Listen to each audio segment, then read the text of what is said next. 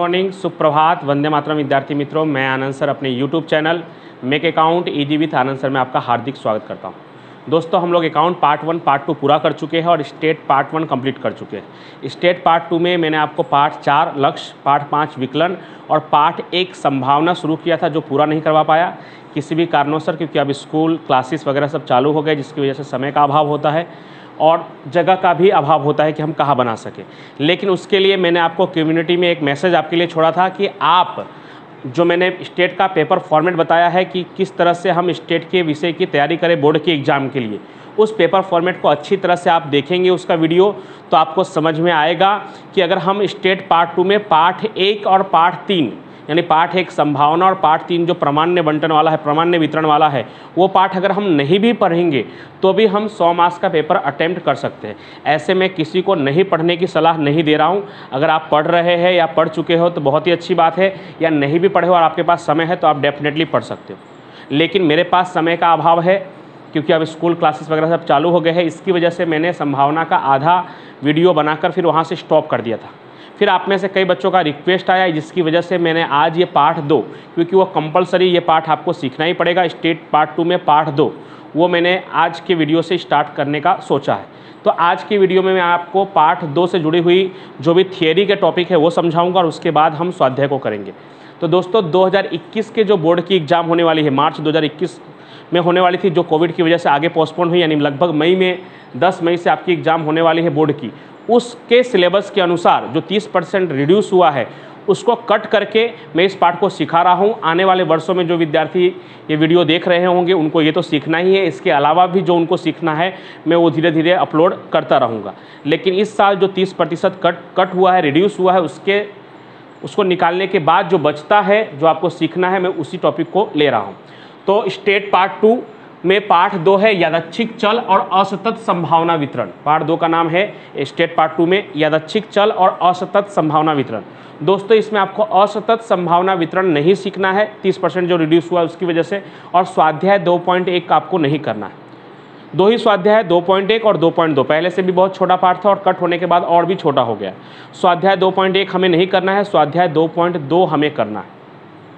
और उससे जुड़ा हुआ जो थियरी का बेस टॉपिक है, और इस चैप्टर में से थियरी भी पूछने के चांसेस ज़्यादा होते हैं, तो वो सभी थियरियों को मैं आज इस वीडियो के माध्यम से आपको समझाने वाला हूँ। लेकिन एक बार फिर से कह रहा हूँ कि आप स्टेट का जो पेपर फॉर्मेट का जो मैंने वीडियो बनाया है वो आप ज़रूर देखें, क्योंकि वो आप देखेंगे तो आपका टेंशन थोड़ा कम होगा, और साथ ही साथ पेपर की तैयारी कैसे करें, 100 में से 100, A1 A2 रैंक की तरफ आगे कैसे बढ़े या पास कैसे हुआ जाए, वो सब मैंने उस वीडियो के माध्यम से बताया है। 2 अलग अलग प्रकार के वीडियो है, एक स्टेटिस्टिक्स का, एक अकाउंट के पेपर फॉर्मेट का वीडियो है, एक स्टेट के पेपर फॉर्मेट का वीडियो, और एक तीसरा वीडियो भी है जिसमें आप लास्ट टाइम पे हम पढ़ाई कैसे करें जिससे कि हम पास हो सके, A1 ला सके, A2 ला सके, पढ़ाई का सिस्टम या मेथड कैसे रखना चाहिए, उसके बारे में भी मैंने वीडियो बनाया। कोशिश करूँगा कि आज तीनों वीडियो का लिंक मैं आपको डिस्क्रिप्शन बॉक्स में दे दूँ और आप उस लिंक पर क्लिक करके उन वीडियो को देख सकते हैं। चलिए शुरू करते हैं। तो स्टेट पार्ट 2 में पार्ट 2 में थियरी के टॉपिक में सबसे पहला टॉपिक है बर्नौली प्रयत्न। बर्नौली प्रयत्न किसे कहते हैं, तो उसकी पहले हम व्याख्या देख लेते हैं जो बुक में दी गई है, और फिर उसे याद करने की कोशिश करेंगे, समझने की कोशिश करेंगे। बुक में जो व्याख्या दी है, किसी भी यादृच्छिक प्रयोग के 2 संभावित परिणाम सफलता, यानी सफलता को इंग्लिश में सक्सेस कहते हैं, इसलिए अभी एस से दर्शाया गया है। आगे जैसे जैसे आप पाठ में आगे बढ़ेंगे, सफलता को पी कहना होगा आपको, और निसफलता यानी असफलता को आपको क्यू कहना होगा। अभी फिलहाल सफलता को इंग्लिश में सक्सेस कहते हैं, इसलिए एस, और निष्फलता यानी असफलता को फेलियर यानी एफ। तो सफलता एस और निष्फलता एफ हो, और इस प्रयोग का समान परिस्थिति में पुनरावर्तन किया जाए तो सफलता प्राप्त होने की संभावना 0 से 1 होगी। उस प्रयत्न को बर्नौली प्रयत्न कहते हैं। यानी बर्नौली ने ये कहा है कि हर प्रयोग, ऐसे प्रयोग जिसके 2 ही परिणाम निकलते हो, सफलता और निष्फलता, और ऐसे प्रयोग का अगर समान परिस्थिति में, एक जैसी परिस्थिति में बार बार पुनरावर्तन किया जाए, उस प्रयोग को बार बार रिपीट किया जाए, तो सफलता प्राप्त करने की जो संभावना है वो 0 से 1 के बीच होगी। और इसी प्रयोग को हम क्या कहते हैं, बर्नौली प्रयत्न कहते हैं, क्योंकि सबसे पहले ये प्रयोग और ये साबित किसने किया, बर्नौली ने किया, इसलिए उनके नाम से इसको नाम दे दिया गया बर्नौली प्रयत्न या बर्नौली प्रयोग। तो उन्होंने अपने प्रयोग में क्या साबित करके बताया कि किसी भी ऐसे प्रयोग जिसके 2 ही परिणाम निकलते हो, सफलता और निष्फलता, उस प्रयोग का अगर हम समान परिस्थिति में कितनी बार भी पुनरावर्तन करेंगे, 10 बार, 20 बार, 50 बार, 100 बार या असंख्य बार, कितनी बार भी अगर हम पुनरावर्तन करेंगे तो उसमें जो सफलता प्राप्त करने की जो संभावना है वो हमेशा 0 से 1 के बीच में होगी। इसलिए इस प्रयत्न को कहते हैं बर्नौली प्रयत्न। उन्होंने इस बात को साबित करके बताया हुआ। तो क्या बताया हुआ, मैं बार बार फिर से रिपीट कर रहा हूँ एक बार। ऐसे यादृच्छिक प्रयोग जिसके 2 संभावित परिणाम हो, सफलता S और निसफलता F। सफलता यानी सक्सेस S और निसफलता यानी फेलियर F, 2 संभावित परिणाम हो और उसका क्या किया जाए, समान परिस्थिति में पुनरावर्तन किया जाए, बार बार रिपीट किया जाए, तो सफलता प्राप्त करने की संभावना 0 से 1 के बीच होगी। तो उस प्रयोग को हम बर्नौली प्रयत्न कहेंगे। यानी 3 भागों में इस व्याख्या को बांट दीजिए। सबसे पहले कि कैसे प्रयोग जिसके 2 संभावित परिणाम हो, सफलता और निष्फलता, ये एक भाग हुआ कि कैसे प्रयोग को चुनना है। ऐसे प्रयोग जिसके 2 संभावित परिणाम पाए जा सकते हो, सफलता जिसको इंग्लिश में सक्सेस कहेंगे, एस से दर्शाएंगे, और निष्फलता फेलियर जिसको हम एफ कहेंगे। उसके बाद दूसरा भाग क्या करना है आपको कि उसको क्या किया जाए, तो उसका समान परिस्थिति में पुनरावर्तन किया जाए, और समान परिस्थिति में पुनरावर्तन करने के बाद तीसरा भाग क्या कि सफलता प्राप्त करने की जो संभावना है वो 0 से 1 के बीच होगी। तो उस प्रयोग को हम क्या कहेंगे, बर्नौली प्रयत्न। तो पहले कैसे वाले प्रयोग होने चाहिए, वो 2 परिणाम वाले प्रयोग होने चाहिए। कौन कौन से 2 परिणाम वाले, सफलता S और निष्फलता F, ठीक है। उसके बाद दूसरा भाग क्या है उसका कि उसका क्या किया जाए, तो समान परिस्थिति में पुनरावर्तन किया जाए, और तीसरा भाग कि पुनरावर्तन करने पर सफलता प्राप्त करने की संभावना क्या हो, 0 से 1 के बीच हो। अब उसी प्रयोग के कुछ गुणधर्म हैं, 3 गुणधर्म हैं। पहला गुणधर्म है कि बर्नौली प्रयत्न में सफलता की संभावना अचल होती है, यानी लगभग वाली नहीं। अगर 0.6 है तो 0.6 ही होगा, फिर ऐसे नहीं कि 0.59, 5-4, जो भी हमने सफलता प्राप्त करने की जो भी संभावना प्राप्त की है वो अचल रहेगी, वो पूरे सवाल में या पूरे प्रयोग में सेम रहेगा। दूसरा, बर्नौली प्रयत्न परस्पर निरपेक्ष है। निरपेक्ष घटना के बारे में आपको मैंने पाठ 1 संभावना में बताया था। निरपेक्ष का मतलब क्या होता है कि उसके सफलता और निष्फलता एक दूसरे पर आधारित नहीं है, यानी सफलता प्राप्त करने की संभावना का निष्फलता प्राप्त करने की संभावना से कोई संबंध नहीं है, ठीक है। तो इसलिए उसको जो भी प्रयत्न है उसको क्या कहा गया है, निरपेक्ष कहा गया। यानी सिक्के पे हेड आया, उसके पहली बार हेड आया इसलिए दूसरी बार टेल आ रहा है, ऐसा जरूरी नहीं है। हो सकता है कि दूसरी बार भी हेड आ जाए, यानी हमने सिक्का उछाला और हेड आ गया। अब कोई आपके सामने से ऐसा कहे कि अब सिक्का उछाला आपने हेड आया तो अब पक्का टेल आएगा, तो ऐसा कोई जरूरी नहीं है। अगर पहली बार हेड आया तो हो सकता है कि आगे 2 बार और हेड आ सकता है। हाँ, टेल आ जाता है तो ये एकमात्र संयोग है, लेकिन वो इसलिए टेल नहीं आया है कि अभी पिछली बार उछाला था तो हेड आया था, तो अभी उछालेंगे तो टेल आएगा। या 2 बार लगातार हेड आया है तो अब 2 बार लगातार टेल आएगा। ऐसा नहीं कह रहे हैं कि नहीं आ सकता, आ सकता है। 2 बार हेड आया तो 2 बार उसके बाद टेल भी आ सकता है, लेकिन वो इस वजह से नहीं आ रहा है कि वो लगातार 2 बार हेड आया था, इसकी वजह से 2 बार टेल आ रहा है, ठीक है। इसलिए ऐसे प्रयत्नों को हम क्या कहते हैं कि वो परस्पर कैसे है, निरपेक्ष है, उनका सफलता का निष्फलता के कोई संबंध नहीं है। उसके बाद बर्नौली प्रयत्न जो है परस्पर निवारक और निशेष घटना है। निवारक और निशेष के बारे में भी आपको पाठ 1 में सिखाया गया है। निवारक और निशेष होने से क्या होगा कि P+Q, यानी अब आपको याद रखना है कि सफलता को पूरे चैप्टर में अब आपको सफलता को P कहना है और निष्फलता को Q कहना है पूरे चैप्टर में आपको। तो P+Q बराबर क्या होगा, 1, यानी सफलता और निष्फलता का कुल योग, सफलता की संभावना और निष्फलता की संभावना का कुल योग क्या होगा, 1 होगा। अब इससे आप 2 परिणाम प्राप्त कर सकते हैं। जैसे कक्षा 10 में आपको सिखाया गया था sin square theta plus cos square theta बराबर 1, फिर उस पर से आप 2 परिणाम निकालते थे कि sin स्क्वायर थीटा बराबर 1 माइनस cos स्क्वायर थीटा और cos स्क्वायर थीटा बराबर 1 माइनस sin स्क्वायर थीटा। उसी तरह से यहाँ पे मेन परिणाम ये है कि P+Q बराबर क्या होता है, 1, यानी सफलता और निष्फलता की कुल संभावना कितनी होती है, 1। यानी किसी मैच को जीतने की भारत की संभावना अगर 80% है तो आप समझ जाएंगे कि हारने की संभावना कितनी परसेंट है, 20%, यानी दोनों मिलाकर 100%। यानी अगर उसको कन्वर्ट करें तो 1 आ जाएगा, पॉइंट में कन्वर्ट करें तो 0.8 और 0.2 दोनों को जोड़ेंगे तो क्या होगा, 1। तो P+Q 1 होता है, इस वजह से P बराबर हमेशा 1 माइनस Q होगा और Q बराबर 1 माइनस P होगा। और इस बात को बहुत ध्यान रखिएगा क्योंकि ये सवाल में बहुत काम आएगा। सवाल में आपको हमेशा सफलता या निष्फलता में से किसी एक की संभावना दी होगी, एक आपको खुद ही निकालना है। कैसे, तो जैसे मान लीजिए कि सफलता की संभावना 0.6 है तो तुरंत आप 1 में से माइनस करके Q बराबर क्या लिखना है, 0.4। P दिया है 0.6 तो तुरंत नीचे लिखना है, इसलिए Q बराबर 1 माइनस P यानी 0.4। P दिया है 0.7 तो Q क्या होगा, 0.3। P दिया है 0.8, यस, तो Q कितना होगा, 0.2। ऐसा आप समझ गए होंगे लगभग, मैं उम्मीद करता हूँ। तो जो भी P या Q में से दिया होगा उसको 1 में से माइनस करके आप निकाल सकते हैं दूसरा वाला, यानी सफलता P दिया हुआ है तो Q निकाल सकते हैं, Q दिया हुआ है तो P निकाल सकते हैं। अब आगे जाते हैं मेन जिस पर से हमें सवाल करना है, द्विपद संभावना वितरण। इस पाठ में हमें इस टॉपिक को सीखना है। असतत संभावना वितरण नहीं सीखना है, द्विपद संभावना वितरण सीखना है।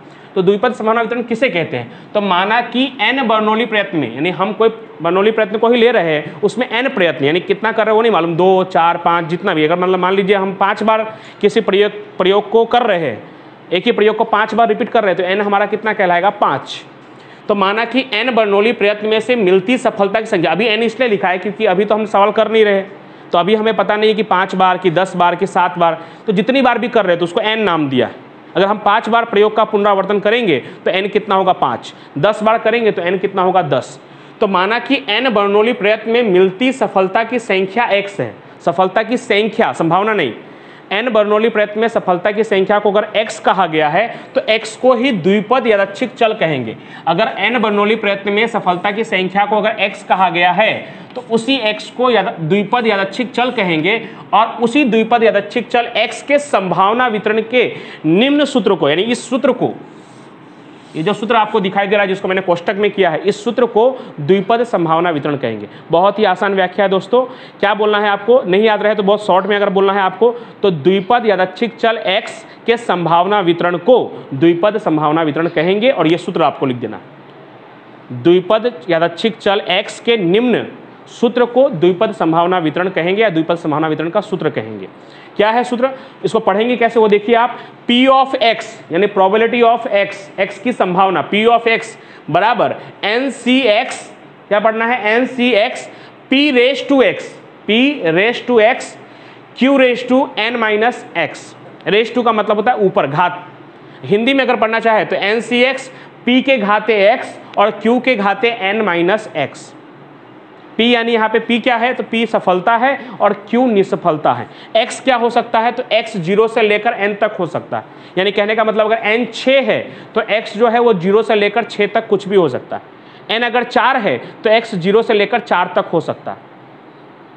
X अगर 5 है तो n 0 से लेकर 5 तक हो सकता है। तो सूत्र को कैसे पढ़ेंगे? मैं फिर से एक बार रिपीट कर रहा हूँ। P ऑफ x बराबर NCx P raise to x Q raise to n minus x। Raise to यानी कि ऊपर, घाते। अगर हिंदी में पढ़ना है तो NCx P के घाते x Q के घाते n माइनस x, जहाँ P जो है वो सफलता है, सफलता की संभावना P, और Q जो है वो निसफलता की संभावना है, और जो x है वो सफलता की संख्या है। सफलता की संख्या, संभावना नहीं। सफलता की जो संभावना है उसको तो P कहना है, सफलता की जो निसफलता की जो संभावना है उसे Q कहना है, सफलता की जो संख्या है उसे x कहना है। और संख्या क्या हो सकता है? तो 0 से लेकर n तक हो सकता है। P क्या हो सकता है? तो P 0 से 1 के बीच में ही होगा। ये हमने यहाँ बर्नौली प्रयत्न में साबित कर लिया है कि P क्या होगा? हमेशा 0 से 1 के बीच में होगा। और अगर P 0 से 1 के बीच में होगा तो Q भी 0 से 1 के बीच में ही होगा, क्योंकि 1 में से माइनस करेंगे तो वो भी 1 से कम ही आएगा। यानी अगर P 0.8 है तो Q 0.2 है, P 0.6 है तो Q 0.4 है। तो वो भी लिखा है मैंने कि अगर P आपको दिया होगा तो Q निकालने के लिए आपको 1 में से P को क्या कर लेना है? माइनस कर लेना। ठीक है। अब द्विपद वितरण के गुणधर्म जो थियरी में आपको 2 नंबर या 3 नंबर में पूछ सकते हैं। 2 नंबर के लिए आपको हो सकता है कि 4 गुणधर्म पूछे, और 3 नंबर के सवाल के लिए हो सकता है कि पूरा का पूरा गुणधर्म आपको लिखने के लिए कहा हो। तो द्विपद वितरण के गुणधर्म में पहला है कि यह असतत वितरण है। कैसा वितरण है? असतत, कंटिन्यू चलने वाला असतत वितरण है। इसके प्राचल n और p है। प्राचल के मतलब उसके आगणक, बराबर, उसमें उपयोगी होने वाले। इसके प्राचल n तथा p है। np डायरेक्ट मत बोल देना आप, क्योंकि np को माध्य कहते हैं, इसलिए अलग अलग ही बोलना है। इसके प्राचल n तथा p है। पहला वाला है यह असतत वितरण है। इसके यानी आपको किसी ने पूछा या आपको एग्जाम में लिखना है तो इसी तरह से आपको याद रखना है। बहुत शॉर्ट में है और आप अच्छे से लिख सकते हैं। थोड़ा बुक से शॉर्ट किया है मैंने इसको। तो द्विपद संभावना वितरण यह असतत वितरण है। इसके प्राचल n और p है। इसका माध्य np है, यानी n इंटू p, कोई बीच में चिन्ह नहीं है, मतलब दोनों का गुणा है। इसका माध्य np है। इसका विचरण npq है, और विचरण अगर npq है तो आपको पता ही है परिमाप विचलन करने के लिए हमें अंडर रूट करना पड़ता है। इसका विचरण npq है और परिमाप विचलन अंडर रूट में npq है। माध्य np, विचरण npq और परिमाप विचलन अंडर रूट में npq है। इसका माध्य इसके विचरण से हमेशा बड़ा होता है, या दूसरी भाषा में कहे तो इसका विचरण इसके माध्य से छोटा होता है। उसी बात को उल्टा कहा है मैंने। इसका माध्य इसके विचरण से बड़ा होता है, या आप ऐसा भी कह सकते हैं कि इसका विचरण इसके माध्य से छोटा होता है। संकेत में कहेंगे np ग्रेटर देन npq।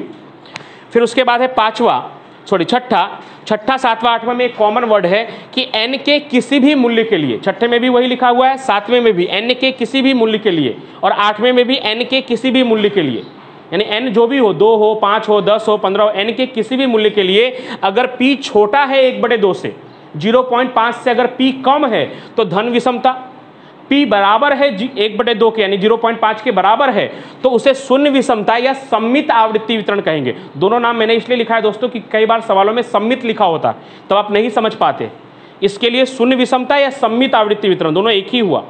तो p अगर 1/2 से छोटा है या 0.5 से छोटा, 1/2 का मतलब 0.5, ये आपको पता ही है, तो 0.5 या 1/2 से अगर p छोटा है तो धन विषमता, p अगर 1/2 या 0.5 के बराबर है तो शून्य या सममित विषमता, और p अगर बड़ा है 1/2 से या 0.5 से तो ऋण विषमता।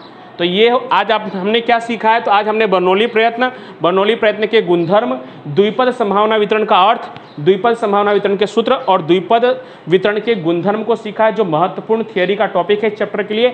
फिर अगले वीडियो में स्वाध्याय 2.2, क्योंकि 2.1 हमें कोविड-19 की वजह से जो 30% सिलेबस कम हुआ है उसके अनुसार हमें 2.1 नहीं करना है, सिर्फ 2.2 भी छोटा सा स्वाध्याय है दोस्तों, 4 या 5 ही प्रश्न है उसके अंदर, वो हमें पूरा कर लेना है। और फिर स्वाध्याय में भी section C, D, E, F उसमें आधा आधा ही करना है, क्योंकि कुछ सवाल जो 2.1 से जुड़े हुए हैं वो हमें करने की आवश्यकता नहीं है। तो अगले लगभग 3 से 4 वीडियो में हमारा एक चैप्टर पूरा हो जाएगा। आज इसे आप अच्छी तरह से होमवर्क में पढ़ लीजिएगा, स्टडी कर लीजिएगा, क्योंकि जब तक आपको द्विपद संभावना वितरण का सूत्र अच्छी तरह से याद नहीं होगा या समझ नहीं पाएंगे आप उसको, सवाल करना थोड़ा मुश्किल होगा। तो इसको अच्छी तरह से आप याद कर लीजिएगा। फिर अगले वीडियो में हम स्वाध्याय 2.2 करेंगे। तब तक के लिए थैंक यू सो मच।